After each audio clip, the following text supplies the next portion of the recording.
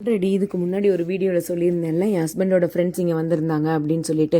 Actually அதில் ஒரு friend அஞ்சுக்கு இங்கே வந்து ஜாப் கிடச்சிருக்குங்க. அப்படி இங்கே மூவி ஆகிறதுக்கு வேண்டி வந்திருந்தாங்க. லாஸ்ட் டைம் வந்த போதே வீடெல்லாம் பார்த்து செட் பண்ணிட்டு தான் போனாங்க. இப்போ திங்ஸ் எல்லாம் எடுத்துகிட்டு இங்கே வந்தாச்சு. இந்த மந்த்லேருந்து அவள் ஜாபுக்கு போகிறா. They are going to start their life in Singara Chennai.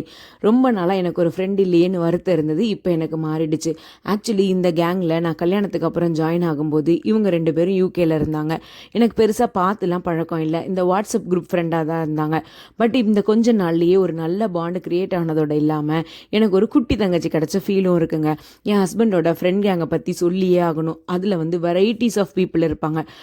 Work profile வச்சு பார்த்தீங்கன்னா ஒருத்தன் பிஸ்னஸ் பண்ணுவான், ஒருத்தன் ஐடியில் வேலை பார்க்குறான், சிவில் ஃபீல்டில் இருக்கான், அப்ராடில் வேலை பார்க்குறவன்னு ஒரு டைப்பாக ஆள் இருப்பாங்க. இவங்கெல்லாம் எப்படி ஃப்ரெண்ட் ஆனாங்கன்னு இவங்களுக்கே தெரியுமான்னு எனக்கு தெரியலங்க. அதே மாதிரி தான் ஏஜும். இப்போ வந்திருக்கிற அஞ்சுவும் அர்ஜுனும் என் ஹஸ்பண்டுக்கு வந்துட்டு ஸ்கூலில் ஜூனியர் செட்டு. ஒரு 3-4 வயசு எங்களை விட சின்னது. எங்கேயோ படித்து எங்கேயோ வளர்ந்த பசங்க எல்லாம் சேர்ந்தது தாங்க இந்த கேங்கே.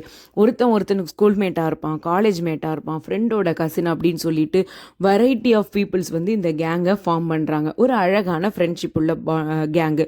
அர்ஜுனுக்கும் அஞ்சுக்கும் வீடு செட் பண்ணுறது தான் இந்த வீக்கெண்ட் எங்களோட டியூட்டி.